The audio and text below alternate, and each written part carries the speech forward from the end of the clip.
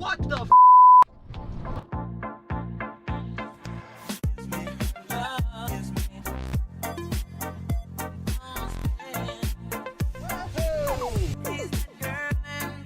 Well, they're wasting no time. I just marked myself arrived, and there is my SRX with its wheel spinning. Why is it doing? Oh, because he's dragging it.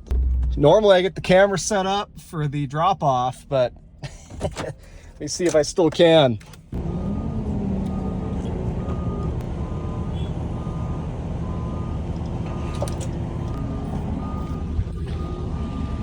All right, well, that happened very quickly, and this is very busy in here. I'm gonna get this thing strapped down, get out of the way. I don't want to piss anybody off, and we'll take a look at her in a minute.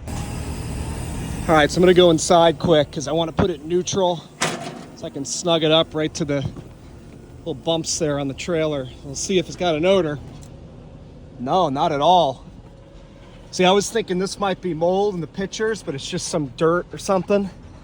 Obviously, I'll pull the carpet up when I get home, but I'll show you guys where I think the water line is. And doesn't tell you the mileage here, but I ran a Carfax on this and it showed, this must be one of the ones where you gotta, let's see here. The battery dies, you can't get her into neutral. So you can see this reminds me so much of a few years ago, Hurricane Ian, just the hysteria in here. You even got police, I guess, keeping things in order. And it's after 6 p.m. So whenever you have these catastrophe events, at least here in Florida, they keep Copart open later, these casualty sublots. I'm gonna pull right over here. We can get a better look at the car, and I'm just gonna put power on it so I can, you know, hopefully engage it into neutral and kind of snug it up on the trailer. But I really haven't looked at it. I got inside of it. There's no odor. There's no mold. That's about all I've looked at. I want to get my honest reaction. And I guess, again, this video started weird. Normally I get the shot of it getting dropped off and I talk about what I bought and why I bought it and all that. But they caught me off guard. I pulled in here the moment I marked arrived and pulled in the gate. They were already picking it up. So I had to grab the camera. But you can see all the cars. I mean, it's got to be like Ian. This was an entire Gulf Coast event. And you had two hurricanes. You had Helene and you had Milton. So it could be even more cars this time than Ian, which was just, you know, Fort Myers Beach, not Sarasota, Sanibel. Not just, it was still a horrible, horrible event. But this was even more widespread. So this is just packed full of cars. There's the IAA casualty lot next door. But let's go ahead and take a look at what I bought, and I'll tell you why I bought it. And I bet you, you know, very appropriately with my Escalade here, I didn't take my ESV that I usually tow with just because I got to replace a couple things on it. It's out of commission right now. This is my short wheelbase, but honestly, they look more appropriate together because they're both blinged out. It's got the big chrome wheels. Those are Denali wheels off a GMT 900 I put on it a few years ago. So this is, if you guys know me, follow my channel, you know that I love Cadillac SRXs, these first gen SRXs. To me, these were crossovers done right. And nowadays, they're just these vanilla, they all look the same, utility vehicles. But these were really sharp. Forgive the idling diesel. I just want to get these shots in because we're losing daylight. And I want to get this thing strapped down properly. And you can see my Escalade's leaking a little bit of oil. When you have as many cars as I do, it's really hard to keep them all in tip-top shape. And that's why I've cut back a lot on car buying, and I've been focusing my attention on the cars that I already have. But I had to make an exception here. And I've turned down, you know, you look at Ian, and I just went nuts. I bought like 3 cars a week. See that DeLorean over there? My ADHD is just going nuts because I want to just buy everything. I love flood cars. If you guys know me, if you know my channel, you know that I love flood cars. Anyways, I had to make an exception here, and I turned down a lot of other flood cars I would have loved to have bought that were screaming deals, but this one I could not let get away. This is a 2008 SRX. It's got the 3.6. You know, it's a lose-lose with SRXs because I prefer the North Star. I'm a big North Star guy, but my other 2 SRXs are North Star powered cars, and they leak more oil than the Exxon Valdez. And really, if you want to reseal the whole engine, you got to pull it out of the car. The North Stars in these SRXs, they're not the transversely mounted like the early 2000s DeVilles and stuff. These are mounted like a traditional V8, and these don't have issues with the head studs. I know people like to hate on North Stars. The problem with these 3.6 cars is the timing chains. It doesn't mean that they're all going to have the problem, but a lot of them do, or the timing chains fail on these, and it's a pretty big job. This is a 27,000 mile, one owner SRX 2008, so it is a 3.6 car, as I said, but it's an all-wheel drive. And if I remember right from looking at the build sheet on it, it's pretty much a fully loaded SRX, besides not having the North Star. It's got nav, it's got HIDs, you got the sport package, which you get these wheels and these sportier bumpers. It's got the big pano roof. So I think Chubb Insurance, I think this is a loaded SRX, besides, again, having the 6-cylinder. Honestly, it's super low mileage, dealer maintained. You can see the catastrophe team just coming and going. These trucks are going all day, all night. They literally come like this all day and night because there's so many cars that were totaled in these hurricanes. This was listed, they didn't list the mileage. They did not even put power to this as far as I know, and the battery's actually unhooked in the pictures. Now, could that mean there's some sort of issue? Of course. Or it could be that whoever owned this had the battery unhooked because they were a snowbird. This happened, it got hauled away, and Copart, with the volume of vehicles they're getting from these hurricanes, they're just jumping in them quick. If there's power, if the battery's good and there's power, they try to start it. If not, I don't even think they're trying. That's my theory. So I ran the Carfax on this, as I was saying before, and it was serviced a couple months ago, and you can tell Grandma doesn't really drive it anymore because she's only put a couple hundred miles on it a year for the past several years. But this is a as of a couple months ago, and it was at the Cadillac dealer for routine service, 27,000 mile SRX, and you can see it. I mean, even without having seen the odometer for sure yet, condition-wise, it speaks volumes. This is definitely a 27,000 mile car. There's no doubt in my mind. It still smells like a new car inside. It has that new leather smell, which, if you guys are a regular, whoever's watching this to my channel, you probably remember I bought last year a 12,000 mile, same spec, except that beautiful silverish blue that changes color in the light. 12,000 mile, and it was a different type of flood damage. This was in the hurricane, right? That other one I have, the sunroof had been parked outside somewhere. I'm guessing, again, a snowbird that was out of town but didn't garage it, which is crazy. But the sunroof was leaking in it all summer, and the inside got all moldy, and there was a ton of water in the carpet, and so insurance totaled it out. And that's a 12,000 mile car, but the inside is trashed from all that mold. The only thing I was able to salvage was the seats. I basically had to throw away everything else. This car, this interior is perfectly fine. And I haven't tried anything yet because there is no power. So the key is there. I'm going to go ahead, and I brought my booster pack. I'm going to go ahead and connect this battery up. I'm going to check real quick, make sure there's no signs of high water. So far, I'm obviously not seeing any. And it's not here anymore because of rain.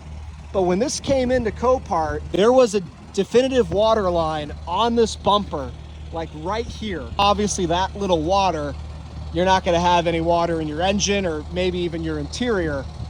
Take a look underneath. Let's see how she's looking. Looking pretty damn clean. I don't see any corrosion, which it's still too early for that. But this was only a few weeks ago, this storm. Yeah, I mean, this is as cherry new as can be. I always wash these things thoroughly anyway, and I have a special product that neutralizes salt that you can actually see right here. So there's your beach sand sitting on the subframe, and I'm hoping that is about the depth that this was flooded, which is nothing at all. I mean, people drive through puddles deeper than that on the beach. But believe it or not, that is all it takes to get your vehicle totaled for flood damage. With this many claims, the insurance companies do not have time to individually inspect and try to, you know, have a back and forth with the customer as to if it should be towed or not. They just cut a check. And you can see how factory fresh this car still is with 27,000 miles. It still has all of the quality control markings everywhere. This is in much better condition from what I'm seeing so far than my 12,000 mile car.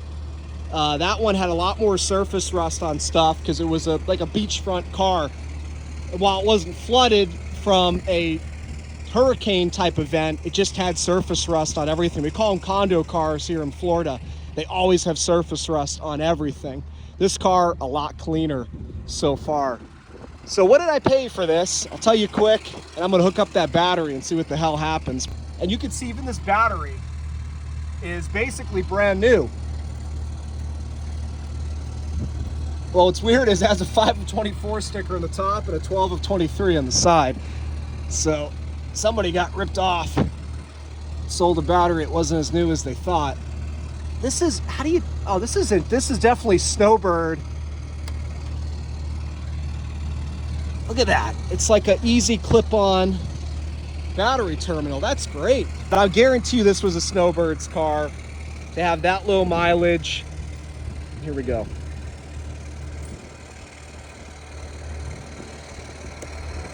I hear a bing. I've never seen these particular clips before. I like them. It seems to get this pretty snug. All right, so that's hooked up. I heard, oh yeah, look at the HIDs came on. If this thing starts, they didn't even try to start it. They didn't even display the mileage. First of all, let's just take a quick peek at the mileage. And it didn't have any power. Yeah, here you go. 27,931 miles. Unbelievable. Look at even the nav screen. That's all screwed up from the heat and moisture in my 12,000 mile one. And I paid about, look at power seats working, the memory seat function. I paid about half as much for this one as I did my 12,000 mile one, which I have no regret buying because it's still, I think it's probably the lowest mileage one in the country. People didn't buy these to not drive. This is a utility vehicle. You see plenty of town cars and sedan DeVilles that have low mileage, but not so much these. We definitely got nice clean oil on that stick. I don't see any evidence, and you guys, if you know my channel, you know I've bought more flood cars than I can count. Probably more than most people can say. And I know the signs. I have enough confidence from what I've seen so far that this thing wasn't in any deeper water than maybe down there. Look at the quality control markings on the crankshaft pulley. And you notice there's no like sand sitting on the crankshaft pulley like down here. Everything still has the quality control. This is nicer than my 12,000 mile one already. All right, folks, I'm confident enough to start this. We can see the coolant's full. Now the transmission, and I can't remember if these have a dipstick. I think I would know with how many I got. But I don't know this. I don't have, this is my first 3.6 powered SRX. I feel like my North Star one's got a dipstick. That's the one thing you got to worry about. Certainly you could have got water into the transmission. It doesn't happen that often. Sometimes it'll get through the breather on a transmission, but I'd say 9 times out of 10, and I've bought cars that were pretty much totally underwater and no water got in the transmission. So it rarely ever happens. Unfortunately, I'm not seeing a dipstick. So what did I pay for this? I started talking about what I paid for it, and then I got off topic. My winning bid was $1,150. With fees, I own this for about $1,800 total out the door. So still a steal. And I figured in the rare wild chance, yeah, I don't see a dipstick, which is kind of crazy. I would really expect to see one. I might have to just look that up real quick because I don't want to start this and start pumping, you know, all kinds of water and crap in the transmission fluid if I can avoid it. But I said to myself, in the rare chance that this thing was flooded way deeper than it appeared, and I've bought cars that way. Copart did not mark a flood line on this vehicle anywhere. And that happens sometimes. They're not sure, they just won't mark it. And I've bought cars like that, and you look at the pictures, and it looks just as nice as this does inside, and you figure, oh, okay, it must have been below the interior, and it's actually here. And it was just like a freshwater or brackish flooded area. It doesn't leave an obvious trace. And then you have ones like this, you know, which it really, if you could even call it flooded, it's almost as if you just drove into a big puddle.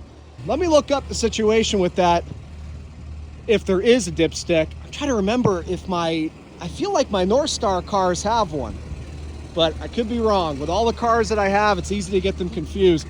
Let me look into that real quick, and if I can't find one, I'm gonna go ahead and start it anyway. Some of you are gonna have a conniption in the comments, but based on what I'm seeing, I'm not terribly worried. I looked it up. There is no transmission dipstick on the later SRXs, first gen SRXs, so I'm gonna have to just run the risk. I know some of you are gonna have a conniption, but again, 9 out of 10 flood cars I've bought, ones that are this deep or deeper, did not have water in the transmission. So we're gonna hope that's the case here. Let's go ahead and I'm gonna use the auto start so we can hear it fire up right here. We'll see if it works.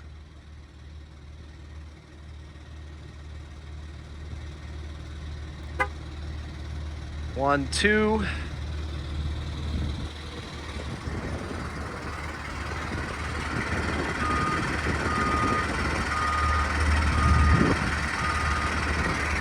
Did I do it right?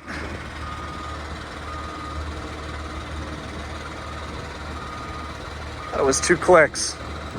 Vehicle locked. 1, 2.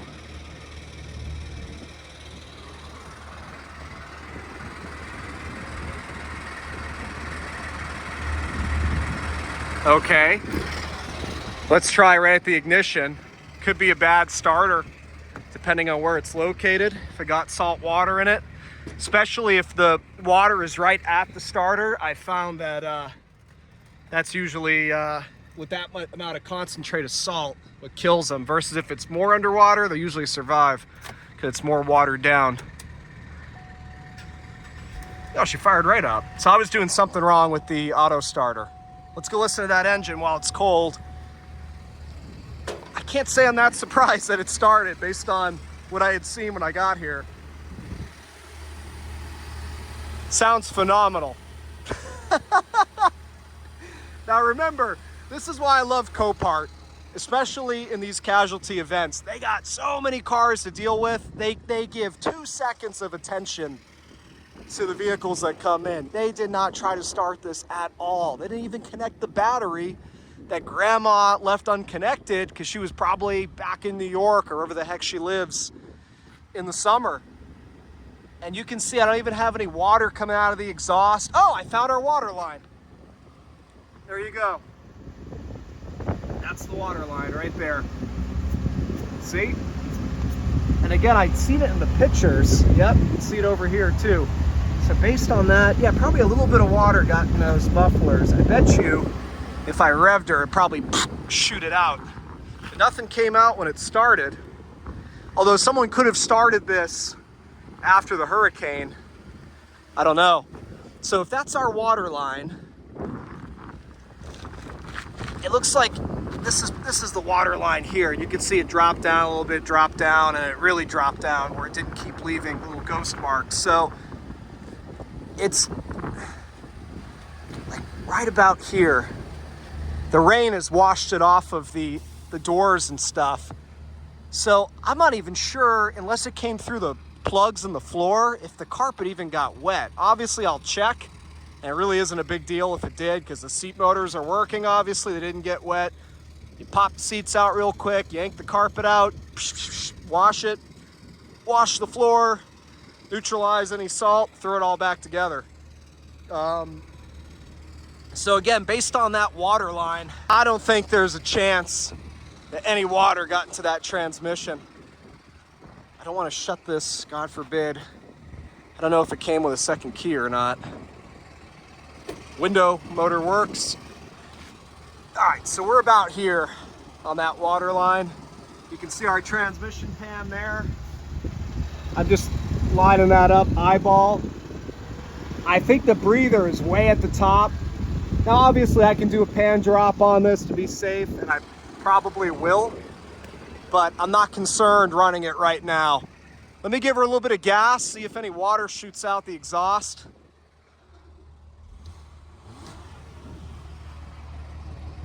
Nothing. So whatever got in there, even when they flatbedded it and tilted it up, it might have shot it out already.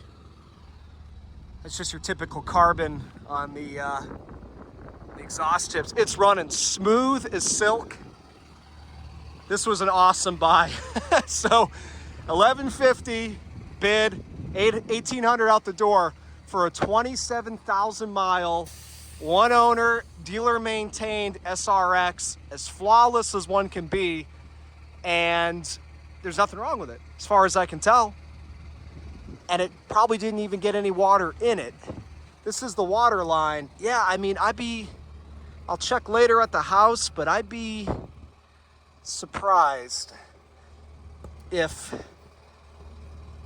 well, we'll find out. And even if it did, it really isn't a big deal. With the coffee stain here and stuff, I might pull this carpet out anyway and give it a real good cleaning. It's always the best way to do it. Just pull it out, pressure wash it, scrub it with a brush and some detergent instead of trying to do it in the car. Awesome. Let me try a few of the features real quick. Now, they always do this at Copart with any flood car, or almost always, to allow some ventilation so you don't get mold. I definitely appreciate that. It wasn't really necessary here. I'm gonna see if I can carefully pull this off. I'll probably do it off camera in a minute. And that way I can shut these doors properly, and that way they're not shaking around going down the highway. It's not good for the pins of the doors necessarily. And you got no service lights at all. Definitely running very smooth. I've owned plenty of 3.6s, just not in an SRX, so I can feel that it's running right. AC's ice cold. Jeez. Unbelievable. Unfriggin' believable. It is believable, but it's always nice when the gamble pays off the way you hope it will and expected it to, because there's been plenty of times where it hasn't. Let me see if there's any. Look at that. Second key. Thanks, Grandma, although she took the books. But I can get those. There's plenty of these things at the junkyard with these 3.6s, so I can get one of those, no problem. Look at that. Oh, man. Why don't we get into my nice, quiet Caddy that has no odor whatsoever or mold. I had to even change the headliner in my blue one because the smell was so bad. It's a good feeling. You just can't replicate this. How many of these things are out there sub 30,000 miles in this condition? Not many. Most of these cars were driven hard and put away wet.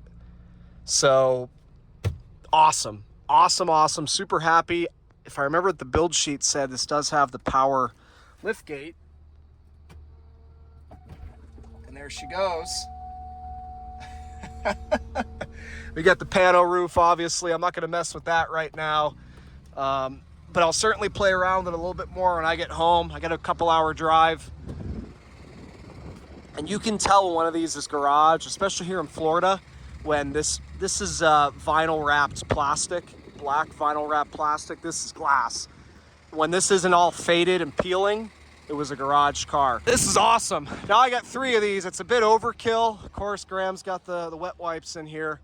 You got power third row. This one's loaded to the gills.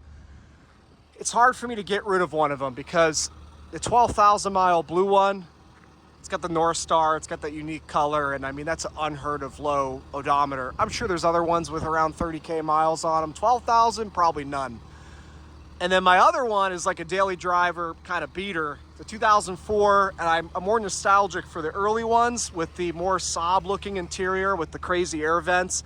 I've never been a crazy fan of these interiors.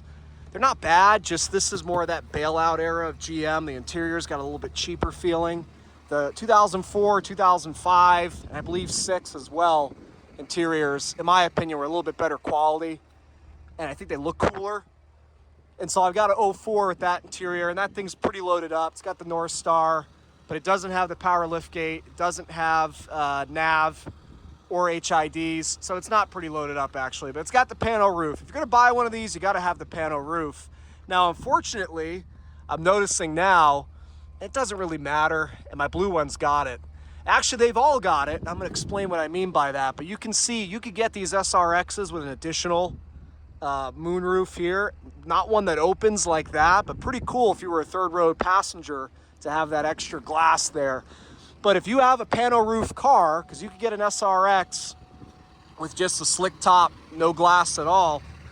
If you have a pano roof car, even if you didn't order it with the rear glass, it has it anyway, and here it is. This is a vinyl filler panel. This is glass. Or maybe this is glass too, actually. So here I am trying to sound like an expert, and it's all glass. So if you just change your headliner out to a car that had the two sunroofs ordered that way, then you expose this rear one, which I'm doing that with my 2004, and maybe I'll do it with this one. The problem is, good luck finding a headliner as nice as this one with 27,000 miles and no odor. So anyways, I'm super excited. You can see Coast Cadillac out of Sarasota. I take it was a Sarasota car. I'm gonna go ahead and shut her down. Well, actually, I'm gonna unhook these. I'm gonna properly put this right up against the end of the trailer, strap her down, hit the road. I'm looking forward to getting home, airing up that rear tire. These are 22 tires. It just keeps getting better and better. They're only 2 years old. I don't know what happened to this one. Hopefully it doesn't have fork damage or something. It was flat in the pictures. Hopefully these are expensive tires and they're still in, you know, new condition. So hopefully it's just a nail in the tire or something. And I'm looking forward to getting this thing home and taking it for a drive. I know some of you already ran down in the comments and you're crying about the transmission, but I really do think that there's no water in there based on where the breather would be. Let me go ahead and do what I got to do here, get on the road.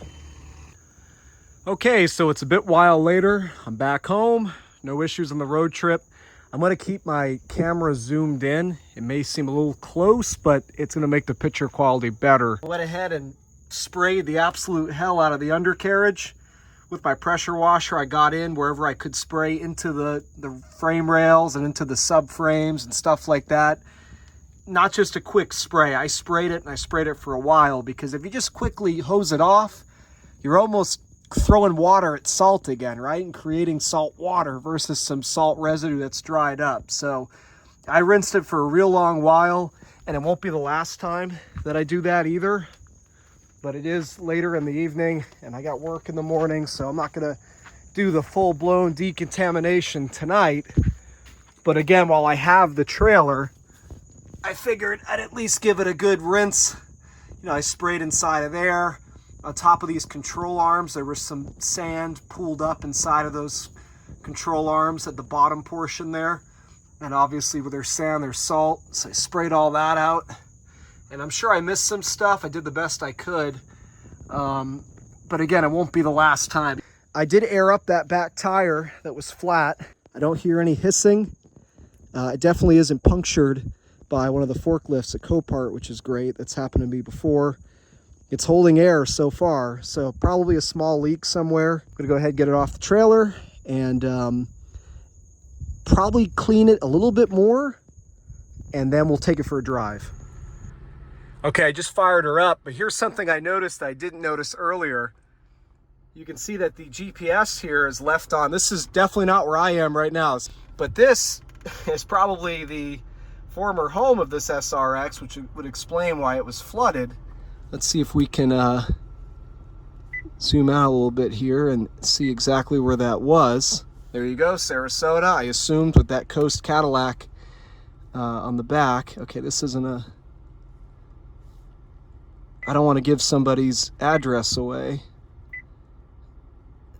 Ocean Boulevard. So she was pretty close to the... I'm assuming this means home. Pretty close to the water, but... I mean, again, they didn't get the storm surge they were expecting. Well, now we know where the car was, and it explains the flood damage and why it's more salty, sandy, flood water line, whatever you want to call it, than some of the other cars I've bought that were more inland in other hurricanes, that it was basically fresh water. So anyways, cool find there. I'm going to go ahead and, I guess this is my first drive, right? I guess I should leave the camera running, but that's reverse. That's drive. Park. Just gonna do a quick check. Let's see how lucky I got. Well, unfortunately, I'm already seeing some evidence of water. So I am gonna have to pull the carpet. Let me see if it feels wet underneath. Oh yeah, not horrible, a little bit damp, but the water, and it makes sense with the water line being about here, would seep up through the body plugs and get underneath the carpet. So the good news is you can see there's no rust on the seat tracks and they're functional. So the seats will come out easy, but I am going to have to pull all this carpet out, which honestly needs a bit of a cleaning anyway. As I said earlier, it's easier to just have it out of the car and hammer it down that way, but I am going to have to pull this out, clean all that, dry out the carpet for at least a day, and of course neutralize the salt contamination on the floor pans inside the interior, but it's not going to be tonight. And this, let's go ahead and take this thing for its first official drive. It's just the humidity on the hood. It's like 90-something% humidity. Pretty neat there, huh? All right. Let's see if she shifts. Recline works on the seat. Put the window up so we don't have all that wind noise. So first impressions, drive's great. There's a little bit of a rumble from the back. I shouldn't say rumble, but it almost feels like a flat spot in a tire. These tires aren't that old.